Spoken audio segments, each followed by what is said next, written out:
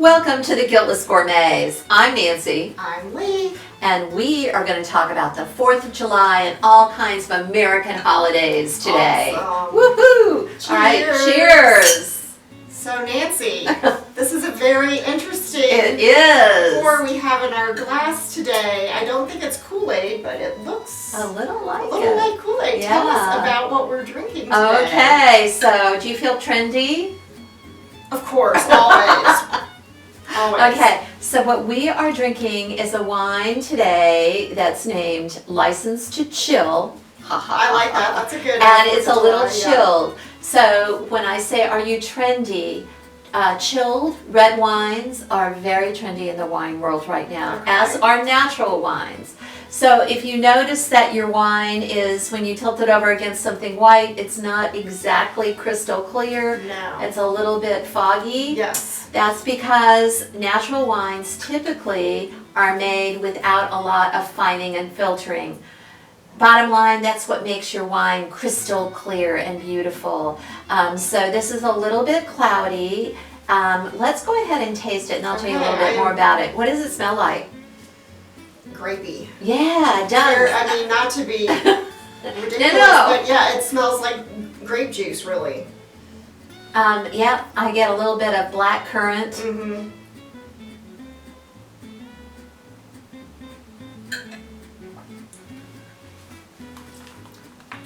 Well, it's very tart, actually. It smells tart. really sweet, but to me it tastes pretty tart, It does taste which tart. is surprising. So it's got, and it's the tartness of like a blackberry or something like that instead of like lemon, right? Yeah. It has no tannin. On my front teeth, I don't feel like my teeth need to be brushed or have a sweater on them. It's got nice acidity. It almost has a sangria-like quality to it. Perfect. Okay, so this is a natural wine. It's made to be chilled. So it is 3 grapes that you would never in a million years think about going together. And the 3 grapes are Zinfandel, Okay. Sauvignon Blanc, and Syrah. Okay. It is a melting pot, just like Just like the America. United States. The French, would have the big one. But this is a part of this whole trend towards natural wines. So does natural mean organic also? Not necessarily. Does it mean biodynamic? Oh, I'm so impressed. Because I remember we went to a seminar once on biodynamic wine, and In New York City. Yeah. it was in San Francisco. Was it in San Francisco? I think. Yeah. And you put the bone and The the earth and that's you filled with- worry yeah, about the moon. yes, It's yeah. very interesting. Yeah. So No. that's not what natural No. means. This is a chillable wine, and a natural wine does not have to be organic. It doesn't have to be biodynamic. It just has to be cool. Okay. It doesn't. There really are no rules for natural wine. So is the natural wine trend more of an American thing, or is that something they're doing all over the world? It's all over the world, I would say, but in other places, like in Europe, in France, there tends to be a little bit more structure about it. Okay. Here in the United States, it's a marketing tool. Gotcha, Yay, America! Free enterprise. That's Yes, what we for love, enterprise, right? yeah. But so here's a couple things you want to look for when you are looking for a natural wine. First of all, there are lots of natural wines, whatever that means, from Europe, but they don't put it in the natural wine category. There's lots of organic wines from Europe, but they don't put it in the organic section. So you have to be kind of careful because natural wines typically have very little preservative in them. And you're thinking, oh, well, I like that, no preservatives. Well, that also means that you need to drink that wine like immediately. Okay. Age it in Just the like past. anything, Yeah. no preservatives, Yes. you need to Yes. consume it. Yep. Age it in the passenger seat of the car on the way home from the Okay. store, okay? So drink it immediately, does not need to be aged. A couple of things that the winemaker can do to help you know it's a natural wine and needs to be drunk immediately, they're gonna put it in a clear bottle. Okay. Because a clear bottle doesn't shield from the sun at all, so it's not meant to be aged. Also, it doesn't have a capsule on it. Remember before Right. we've got the thing on Yes. top? doesn't have a capsule. They're often like Stelvin or Scrooge cap too. Okay. This one did have a cork in it, but a lot of them have screw caps on it. But look for the clear bottle. That's how you're gonna Okay, know. interesting. Yeah, you want to drink it immediately. Okay. And there are other wines that can be chilled that don't have to have a cool and groovy groovy label on it like this one. Like for instance, Beaujolais. Okay. Not Beaujolais Nouveau, Right. but Beaujolais, Beaujolais Village, Beaujolais Cru. It's a Gamay grape. It's lighter, and you can chill it a little bit. Yeah, I know we always chill our Pinot Noirs because it's a nice light wine for the summer. Goes great with grilled pork chops, stuff like Yes, that. absolutely. And I think we often serve our red wine at too high of a temperature. We always serve it at room temperature, which is not the, yes, that is not, zut alors, that is not the temperature that we want our wine to be served at. Exactly. So what is the ideal red wine temperature? And how do we achieve that if we don't have a really fancy wine fridge? refrigerator. Okay, so red wine, no matter how big it is, should never be more than 65 degrees. Okay. And that's probably not room temperature in your house. So you got to think about the cogs. Only at nighttime when I'm sleeping. Yeah, So. and that's not when you're drinking wine either. Okay, so you want it no warmer than 65. Even a Cabernet Sauvignon, even anything that's big, Malbec, nothing higher than 65 degrees. Okay. You can follow the 20-minute rule. So take it out of the rack, shove it in the fridge, or depending on what it is, you can shove it in the freezer for a little bit for just about 20 minutes, and it'll cool it. Whoop! I got excited. It'll cool it off enough that you'll be able to taste the fruit in the red wine. If your red wine is too warm, you're going to taste two things. You're going to taste tannin. That's the thing Sweater. the sweater on your front teeth. And you're also going to taste alcohol. And unless And you missing out on all the fruit, flavor. yeah. So always serve your red wine a little bit chilled. And for something like this, So what is the temperature for that? Just cold? yeah. Okay. I mean, I would take it out of the fridge a little bit before I served it. So maybe like 52 degrees. Fridge is what, 40, 44, something like that. So take it out 20 minutes, 20-minute rule. And while we're talking about temperature, I mean, so for white wines, I think we serve our white wines way too cold, going the opposite direction. So is that still like take it out of the fridge 20 minutes before you want to drink That's white wine? exactly right. So I follow the 20-minute rule with white wine too, because but there is one caveat for Okay, that. what is that?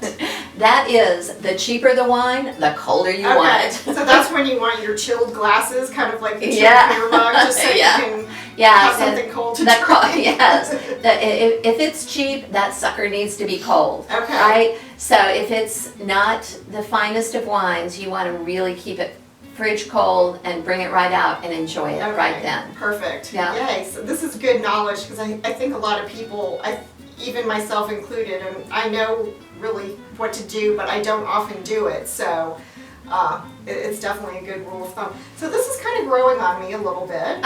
You know what? It's going to really grow on you when we start eating a little bit. And I think because it's visually so different than any red wine I've had before, we eat with our eyes and drink with our eyes. And it's just, Exactly. I looked at it and thought, I don't know about this. Cranberry juice. Yeah, so I definitely we always make first impressions of Yep. people and food and things, wine. and I made a first impression of this, but it's actually It's kind of refreshing, growing isn't on it? me. Yeah, it's not bad, Yeah. bad. It's Yeah. very interesting. So, all And I right. bought it at Whole Foods, Lee. It was Okay. about $17. So you can find natural wine everywhere. Almost every wine store, grocery store has a natural wine section, whatever that means. And some are good. So some now, not. does natural mean it's healthier for you? So Oh. I feel like this is another marketing ploy Oh because my gosh. I think people want everything that says organic or natural, and again, I think if you just don't drink 5 bottles of it, that's what's better for your health. It's just like anything, do it in moderation. Exactly. There's quite a few stars out there, media stars out there that are touting their wines as being better for you. Here's the scoop. The drier the wine, the lower the alcohol, the better it is for you if you are looking to be able to enjoy more of it, right? So if you are drinking a 17% big California Cabernet Sauvignon, it's going to have more residual sugar, it's going to have more alcohol, it's going to have more calories, and it's going to hit you over the head It's after probably you. going to taste a hell of a lot better too. Well, you want one glass of that, right? You want one glass. With your steak. And Yeah, and enjoy it. Have yes. a really great glass, and then put that away. Yeah. But if you want something like we said, you know, in the summer you want something light, chilled, cool. You want it to be lower in alcohol. That's what you're. And it's going to be if it's dry, it's going to be have less sugar in it too. So don't fall for the media hype, people. Just enjoy good wine. And enjoy what you like Yeah, too. exactly. Okay, so now one more question. Okay. Is it ever appropriate to put your wine over ice? Yes. Okay. Okay. Ooh, we need to do a whole rosé episode. Okay. So my friend in France told me, Nancy, rosé is not wine. It is a beverage. And she serves it in a pitcher. I don't know who she is, but I love her. I know, she's wonderful. She serves it in a pitcher over ice. And that's the way that where Provence is where rosé probably started, and that's the way they serve it. And so it is appropriate to put it over ice if it's a light wine, if it's very chilled, and you just want it to be a beverage, not particularly wine. So now, would you, because we always talk about eating with your wine, so when would you serve that? With an aperitif? As an snacks, aperitif right? with some snacks.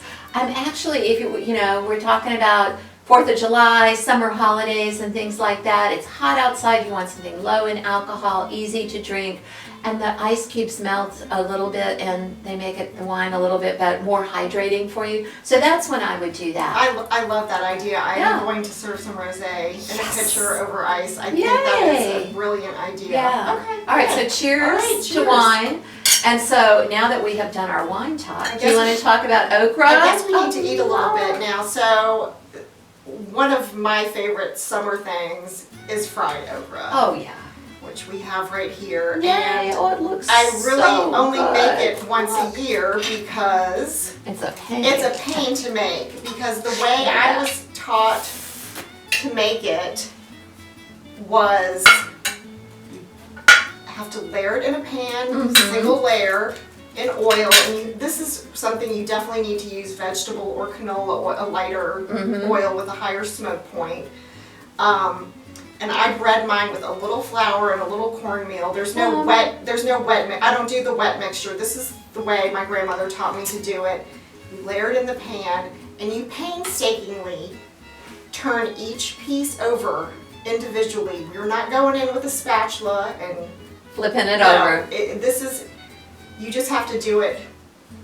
To me, this is the way you do it. I know a lot of people do maybe a buttermilk or a wet Yeah, batter batter. and deep fry it, which Yeah. is also amazing.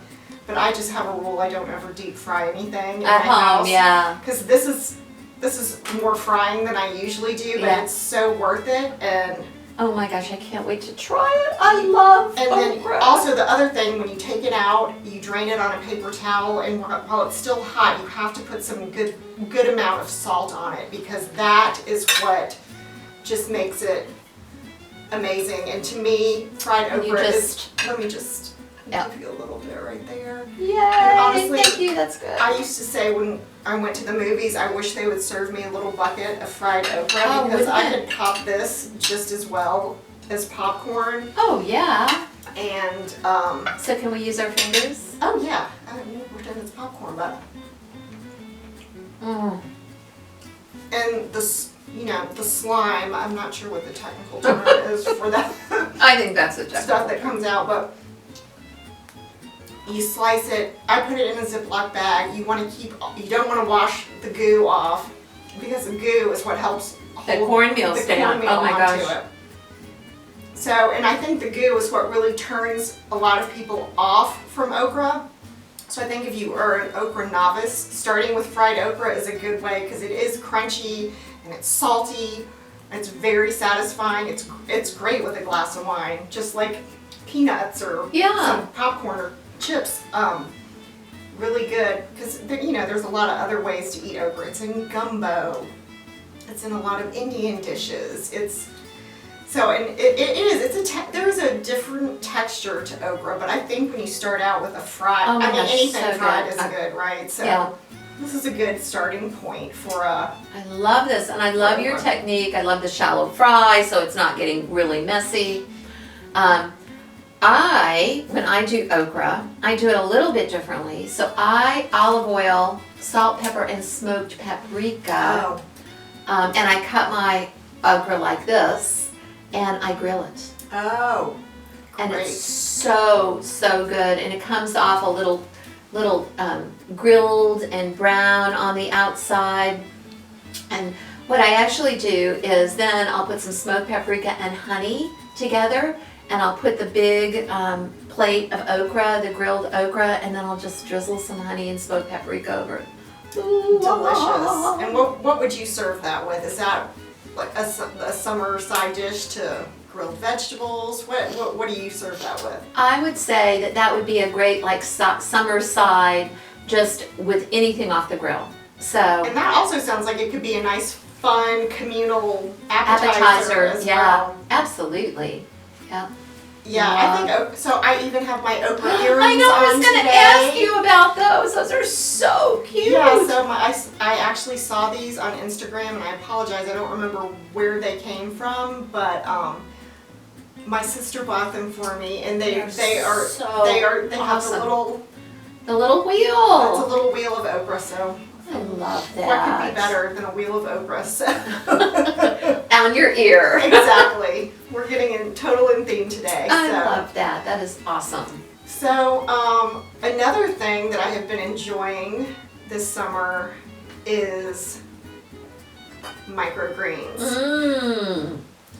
I only seem to see them at Whole Foods. I was going to ask you where you got them. I never see them at just the normal grocery store, but they are always they're usually always at Whole Foods, and they're very popular. By the end of the week, the shelf is usually gone. But these are snow pea ones. They have arugula, broccoli, radish. Yes. And I have found, because I like to add something green to everything that I eat, so this is good on a sandwich. This is good just if you're making quinoa or corn or just anything. You can always throw a little bunch of these into almost anything, and it just gives you a nice pop of green. And it tastes green. It's like puppies. Everything is good, smaller. It's cute. It's adorable.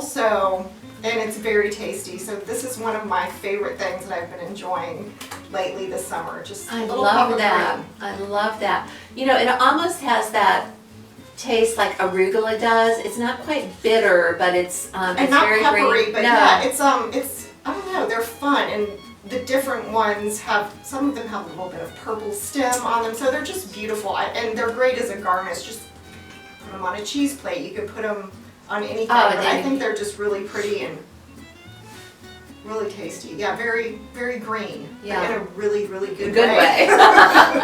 So did you taste the okra and then taste the wine? No, let's try that. Ooh, I can hear you crunching. Mm.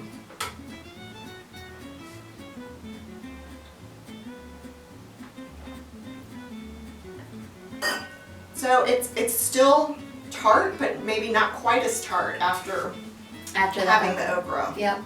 So that is why when you go to have wine anywhere else except for the United States, they will give you a little something salty to go with your wine, because they think wine is food and we think wine is beverage. Right. So unless it's the rosé in the picture. Yeah, there we go. Should do it. So anyway, Nancy, what do you have on your plate? This looks like a really 4th of July traditional thing, but kind of done in a different way. Gotta have watermelon on the 4th of July, right? You don't know how many times I've used this and how cheesy it is, but I just love this. This is from Mexico, from like 25 years ago, but I saw it and I bought it, and it's a good souvenir for me. I love it. I do too. Adorable. Yep.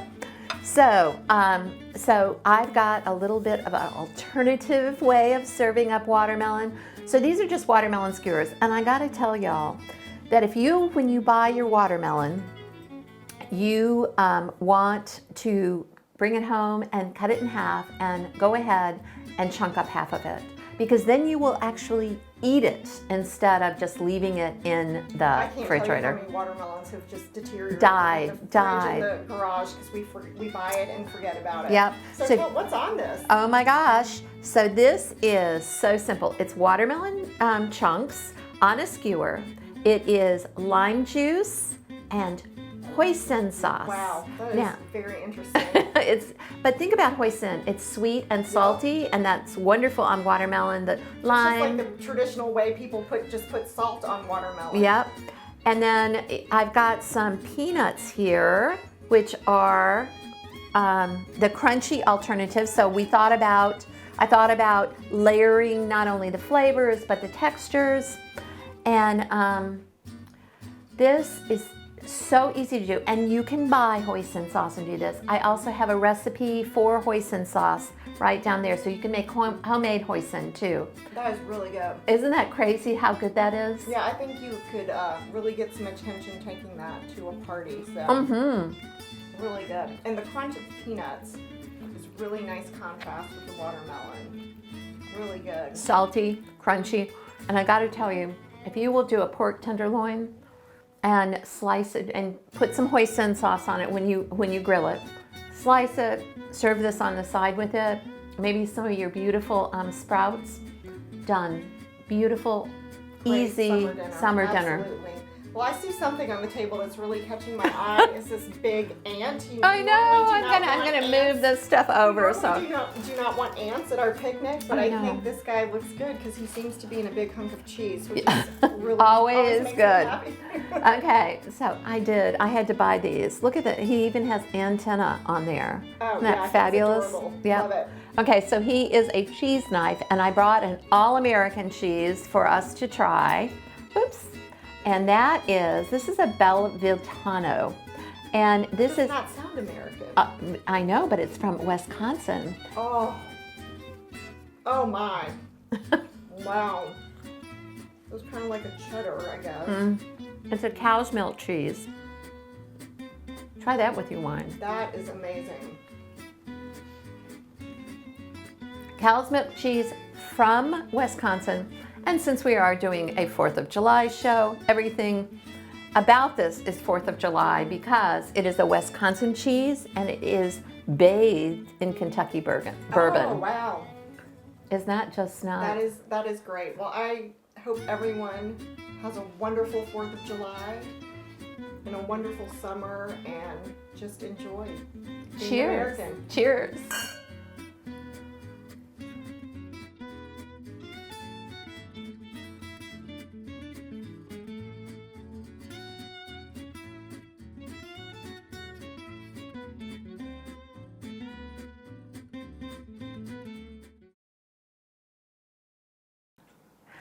If you liked it, subscribe and like it.